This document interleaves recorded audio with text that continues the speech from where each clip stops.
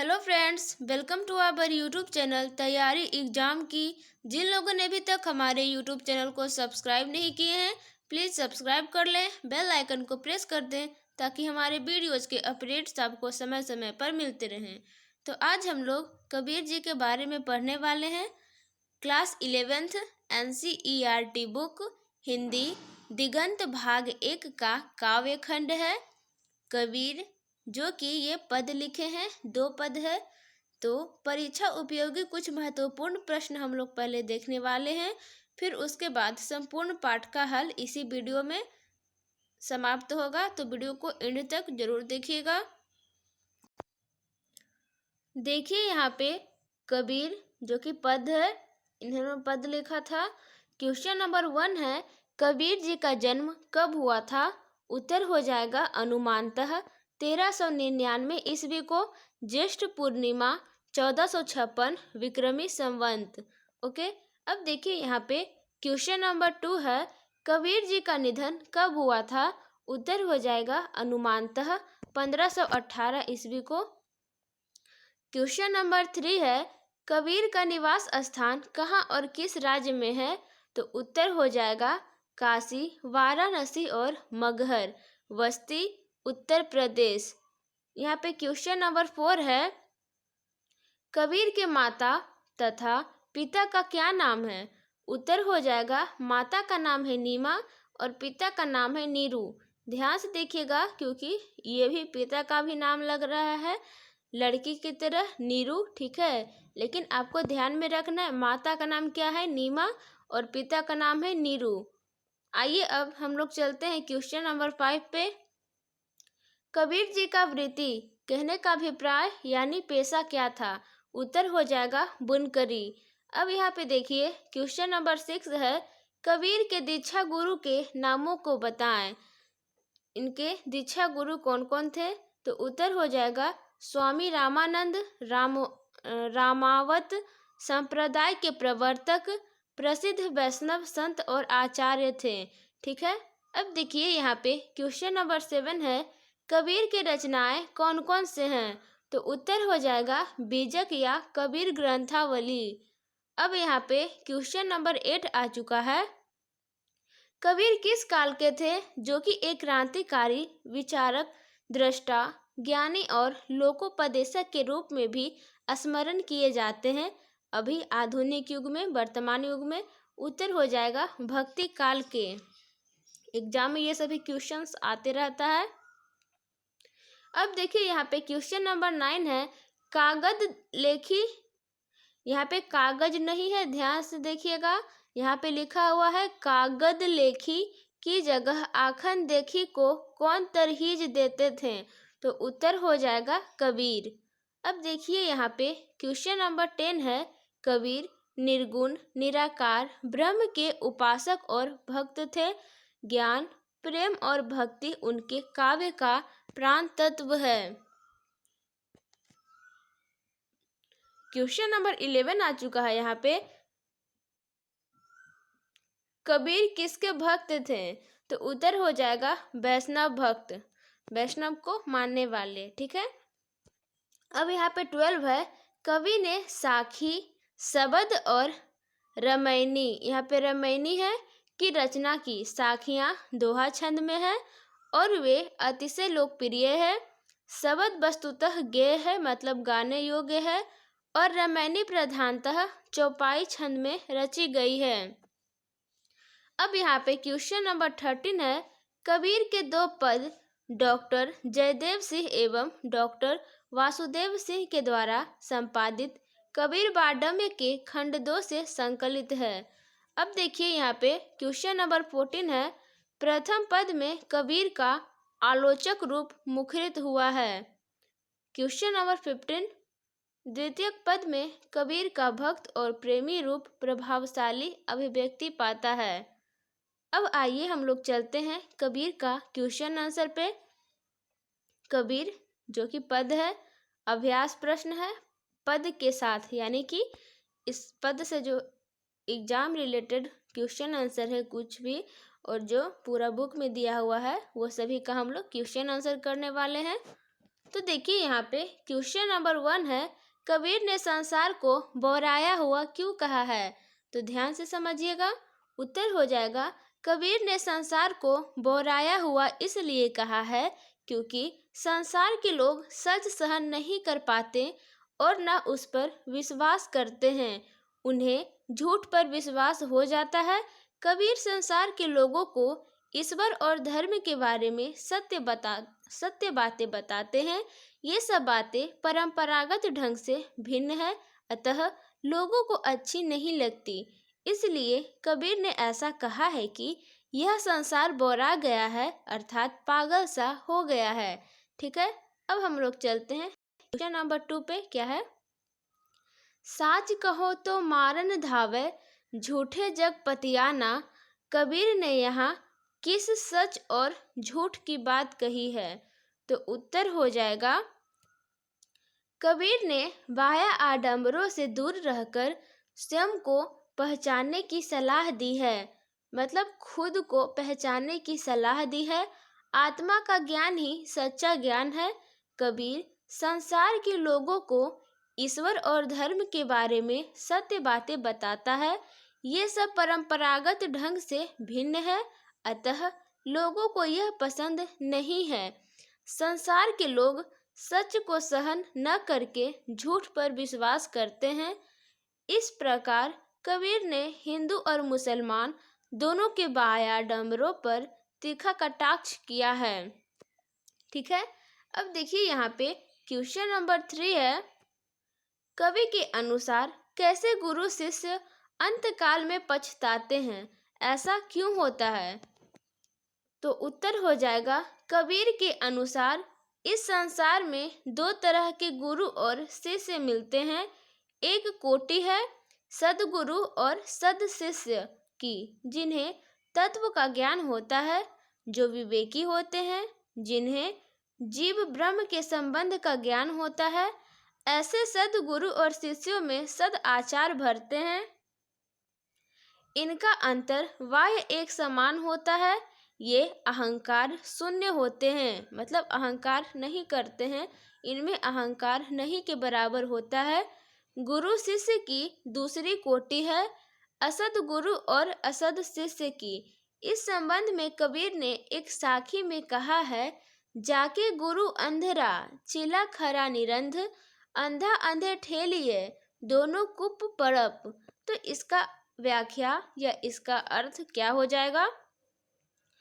असद अविवेकी बनावटी गुरु सद ग्रंथों का केवल उच्चारण करते हैं, वाचन करते कराते हैं, ग्रंथों में विहित निहित तथ्यों को अपने आचरण में उतारते और उतरवाते नहीं हैं। अपरिपक्व ज्ञान और उससे उत्पन्न अभिमान को अपनी आजीविका बना लेते हैं। और यहाँ पे आगे देखिए आप लोग, समय रहते ये चेत नहीं पाते और अंत में जब आत्मोद्धार के लिए समय नहीं बच पाता तब ये बेचैन हो जाते हैं, किंतु अब इनके पास पछतावे के अलावा कुछ बचता ही नहीं है। ओके, अब देखिए यहाँ पे क्वेश्चन नंबर 4 आ गया है, हिंदू कहे मोही राम प्यारा, तुर्क कहे रहीमाना, आपस में दो लरी मुए न काहू जाना। इन पंक्तियों का भावार्थ स्पष्ट करें। तो उत्तर हो जाएगा यहाँ पे, प्रस्तुत पंक्तियाँ अपने समय के और अपनी तरह के अनूठे समाज सुधारक चिंतक कबीर रचित पद से उद्धृत है। इन पंक्तियों में परम सत्ता के एक रूप का कथन हुआ है। यही मर्म है, यही अंतिम सत्य है कि परम ब्रह्म अल्लाह गॉड सभी एक ही हैं, किंतु अज्ञानतावश अलग अलग धर्म संप्रदायों में बता मानव समाज अपने अपने भगवान से प्यार करता है। दूसरे के भगवान यहाँ पे है, दूसरे के भगवान को है समझता है, अपने भगवान के लिए अंधभक्ति दर्शाता है। उनकी यह कट्टरता बद्धमूलता इतनी प्यारी होती है कि जरा जरा सी बात पर धार्मिक भावनाएं आहत होने लगती है। फिर आगे देखते हैं हम लोग, संप्रदायों के बीच का सौहार्द वैमनस्य में बदल जाता है। हिंदू मुसलमान एक दूसरे के खून के प्यासे हो जाते हैं और लड़कर मर कट जाते हैं। यदि उन्हें परम तत्व का, परम सत्य का, मूल मर्म का ज्ञान होता तो पूरा पश्चिम मंदिर मस्जिद पूजा रोजा राम रहीम को भेद नहीं करते, एक दूसरे के लिए प्राणोत्सर्ग करते, ना कि एक दूसरे के खून के प्यासे होते। ठीक है, अब देखिए आगे हम लोग चलते हैं क्वेश्चन नंबर 5 पे।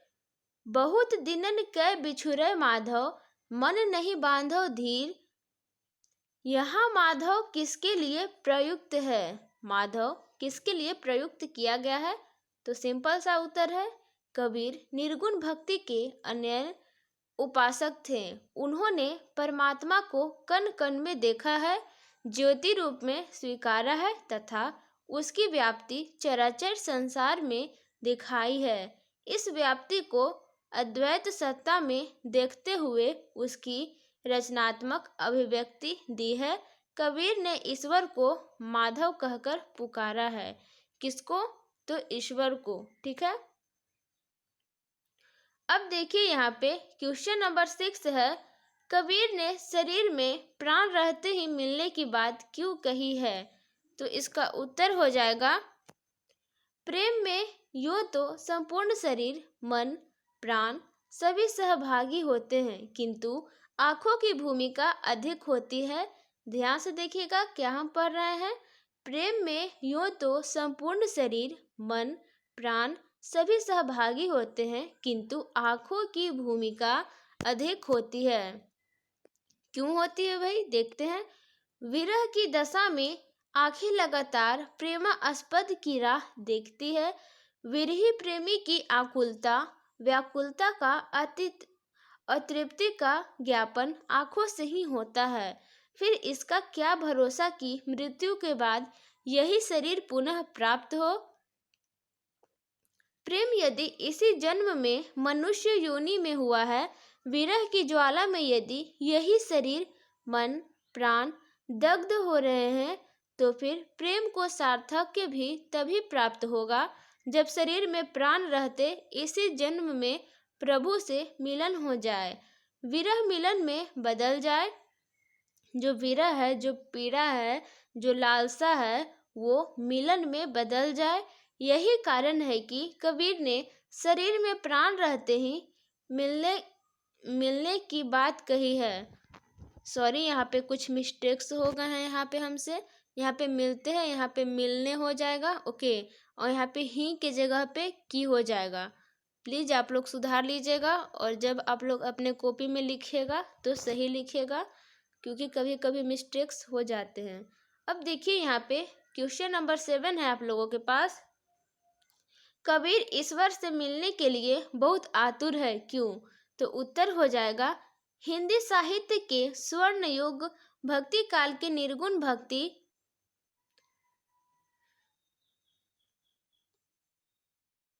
की ज्ञान मार्ग की शाखा के प्रतिनिधि कवि कबीर दास ने काचे भांडे नीर स्वयं को तथा धीरज अर्थात धैर्य की प्रतिमूर्ति ईश्वर को कहा है। अपनी व्याकुलता तथा प्रियतम से मिलकर एकाकार होने की उनकी उत्कंठ लालसा उन्हें आतुर बना देती है। तादात्म्य की उस दशा में कवि अपने जीवन को कच्ची मिट्टी का घड़ा में भरा पानी माना है। यह शरीर नश्वर है, मृत्यु शाश्वत सत्य है। ओके, जब मनुष्य में हम लोग जन्म लिए हैं तो एक दिन मृत्यु भी आना निश्चित है। कवि इन लौकिक दुखों जीवन मृत्यु से छुटकारा पाकर ईश्वर की असीम सत्ता में विलीन होना चाहता है। अतः कबीर की ईश्वर से मिलने की आतुरता अतीव तीव्र हो गई है। अब देखिए हम लोग क्वेश्चन नंबर 8 पे चलते हैं। दूसरे पद के आधार पर कबीर की भक्ति भावना का वर्णन अपने शब्दों में करें। ध्यान से देखेंगे आप लोग। हमारे पाठ्य पुस्तक दिगंत भाग 1 में संकलित कबीर रचित द्वितीय पद कबीर की भक्ति भावना का प्रक्षेपक है। वस्तुतः कबीर की भक्ति भावना को एक विशिष्ट नाम दिया है, रहस्यवाद। यह रहस्यवाद साहित्य की एक स्पष्ट भावधारा है जिसका किसी रहस्य से कोई लेना देना नहीं है। आत्मा परमात्मा को प्रणय, व्यापार, मिलन, विरह आदि रहस्यवाद का उपजीव्य है। इस रहस्यवाद में कवि स्वयं को स्त्री या पुरुष मानकर ईश्वर, आराध्य या परम ब्रह्म के साथ अपने विभिन्न क्रिया, व्यापारों, क्षणों और उपलब्धियों का अत्यंत प्रांजल भाव प्रवण वर्णन करती है। अब देखिए आगे हम लोग चलते हैं। सूफी संत की जहाँ आत्मा पुरुष और परमात्मा को नारी रूप में चित्रित करते हैं, वहाँ कबीर आदि संत कवियों ने स्वयं को नारी, प्रिया, प्रेयसी आदि के रूप में प्रस्तुत करते हुए परम ब्रह्म, ईश्वर, साईं, सद्गुरु, करतार आदि के साथ अपने रभस प्रसंग का, स्नेहिल क्षणों का निष्कलुष और प्रांजल वर्णन किया है। अब देखिए आगे, कबीर की भक्ति भाव रहस्यवाद प्रगल्भ इंद्रिक बिंबों प्रतीकों से पूर्ण है, किंतु श्रृंगारिक रचनाओं की तरह कामोद्दीपक नहीं है। कबीर भी भक्ति भाव रहस्यवाद से पूर्ण है। फिर देखिए आगे यहाँ पे एक पैराग्राफ है। मेरी चुनरी में लग गए दाग लिखकर भी कबीर का रहस्यवाद पुरैन के पत्र पर पानी की बूंद की तरह निर्लिप्त है, शील गुण संपन्न है। अब देखिए यहाँ पे क्वेश्चन नंबर 9 आ गया आप लोगों के पास। बलिया का प्रयोग संबोधन में हुआ है, इसका क्या अर्थ है?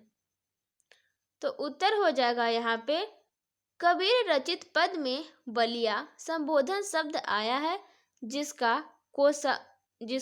कोशगत अर्थ बलवान है, किंतु हमें स्मरण रखना चाहिए कि आपको याद रखना चाहिए कबीर भाषा के डिक्टेटर है। बाल्हा शब्द बलिया का विकृत रूप है, मतलब कि टूटा फूटा रूप है, दूसरा रूप है जिसका प्रयोग कबीर ने एक अन्य पद में किया है, बाल्हा आओ हमारे गेहरे। कबीर के मत से देखिए, अकॉर्डिंग टू कबीर के मत से बलिया का अर्थ सर्वशक्ति संपन्न परम पुरुष। कबीर के अनुसार बलिया का अर्थ प्रियतम से है। किससे है? तो प्रियतम से है।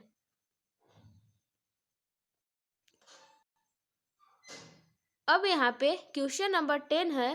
प्रथम पद में कबीर ने बाह्याचार के किन रूपों का जिक्र किया है, उन्हें अपने शब्दों में लिखें। उत्तर हो जाएगा परंपरा, भंजक, रूढ़ि, भंजक।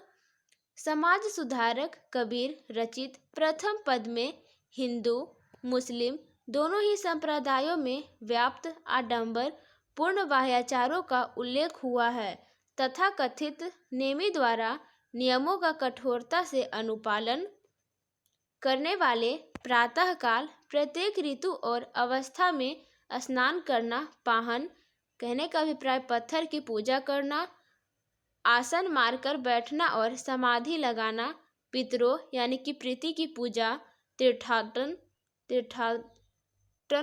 करना, विशेष प्रकार की टोपी पगड़ी को धारण करना, तरह तरह के पदार्थों की माला, तुलसी, चंदन, रुद्राक्ष और पत्थरों की मालाएं, माथे पर विभिन्न रंगों और रूपों में, गले में, कानों के आसपास, बाहुओं पर तिलक छापा लगाना, ये सभी बाह्याडंबर हैं।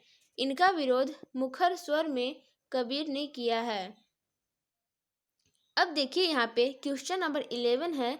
कबीर धर्म उपासना के आडंबर का विरोध करते हुए किसके ध्यान पर जोर देते हैं?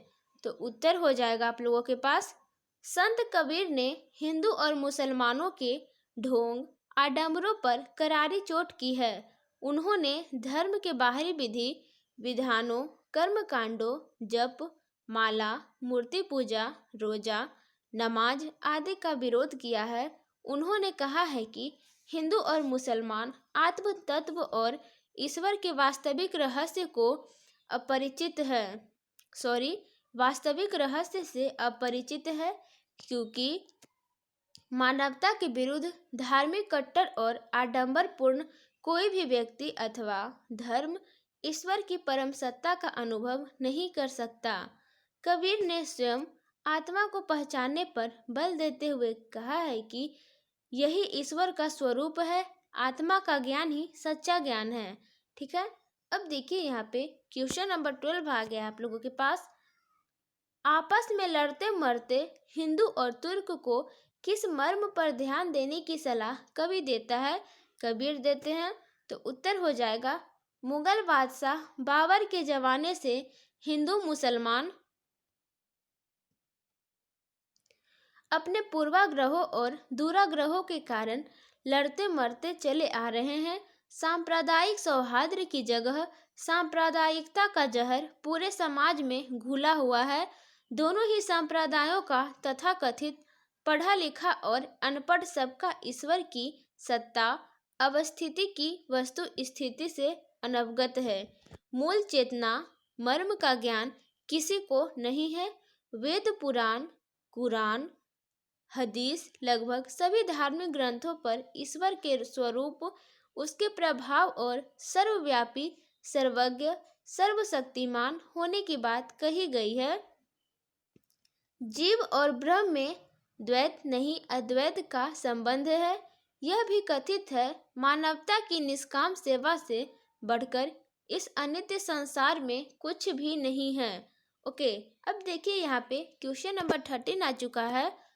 सहजे सहज समाना में सहज शब्द का 2 बार प्रयोग हुआ है।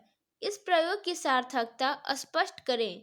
तो उत्तर हो जाएगा यहाँ पे, मध्यकालीन भारत में भक्ति की क्रांतिकारी भावधारा को जन जन तक पहुंचाने वाले भक्त कबीर ने, यहाँ पे ये से छूट गया है, ईश्वर प्राप्ति के मार्ग को सहजे सहज समाना शब्द का 2 बार प्रयोग किया है। प्रस्तुत शब्द में कबीर द्वारा बाह्याडंबरों की अपेक्षा स्वयं आत्मा को पहचानने की बात कही गई है।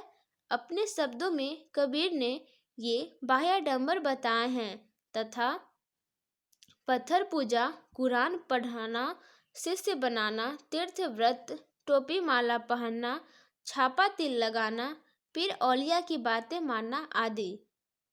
कबीर कहते हैं, ईश्वर का निवास ना तो मंदिर में है, ना मस्जिद में, ना किसी क्रिया कर्म में है और ना योग साधना में। उन्होंने कहा है कि बाह्याडंबरों से दूर रहकर स्वयं आत्मा को पहचानना चाहिए। मतलब कि खुद की आत्मा को पहचानना चाहिए, यही ईश्वर है। आत्म तत्व के ज्ञानी व्यक्ति ईश्वर को सहज से भी सहज रूप में प्राप्त कर सकता है। कबीर का तात्पर्य है कि ईश्वर हर सांस में समाया हुआ है। हम लोग जो दिन रात सांस लेते हैं उसमें ईश्वर समाये हुए हैं। उन्हें पल भर की तलाश में ही पाया जा सकता है। ओके, अब देखिए यहाँ पे क्वेश्चन नंबर 14 है, कबीर ने भर्म किसे कहा है? उत्तर हो जाएगा, कबीर के अनुसार अज्ञानी गुरुओं की शरण में जाने पर शिष्य अज्ञानता के अंधकार में डूब जाते हैं। इनके गुरु भी अज्ञानी होते हैं। वे घर घर जाकर मंत्र देते फिरते हैं। मिथ्याभिमान के परिणाम स्वरूप, यानी कि झूठा अभिमान के परिणाम स्वरूप लोग विषय वासनाओं की आग से झुलस रहे हैं। कवि का कहना है कि धार्मिक आडंबरों में हिंदू और मुसलमान दोनों ही ईश्वर की परम सत्ता से अपरिचित हैं। इनमें कोई भी प्रभु के प्रेम का सच्चा दीवाना नहीं है। अब देखिए आगे, कबीर ने इन बाह्याडंबरों के भर्म को भुलाकर स्वयं आत्मा को पहचानने की सलाह देते हुए कहा है कि आत्मा का ज्ञान ही सच्चा ज्ञान है। ईश्वर हर सांस में समाया हुआ है, अर्थात सच्ची अनुभूति और आत्म साक्षात्कार के बल पर ईश्वर को पल भर की तलाश में ही पाया जा सकता है। आई होप, मैं आशा करती होंगी कि आपको ये वीडियो अच्छा लगा होगा, तो एक लाइक ज़रूर कर दीजिएगा। कमेंट करके ज़रूर बताइएगा कि वीडियो कैसा लगा, और अपने दोस्तों में शेयर ज़रूर कीजिएगा। और ये काव्य खंड में यहाँ पे आप लोगों को 12 वीडियो मिलेगा, क्योंकि यहाँ पे 12 चैप्टर्स हैं, ठीक है। तो प्लेलिस्ट बना हुआ है, डिस्क्रिप्शन बॉक्स में लिंक है, आप लोग वहाँ से देख सकते हैं प्लेलिस्ट का, ठीक है। मिलते हैं अगले वीडियो में, तब तक के लिए bye bye, take care, thanks for watching this video, have a nice day.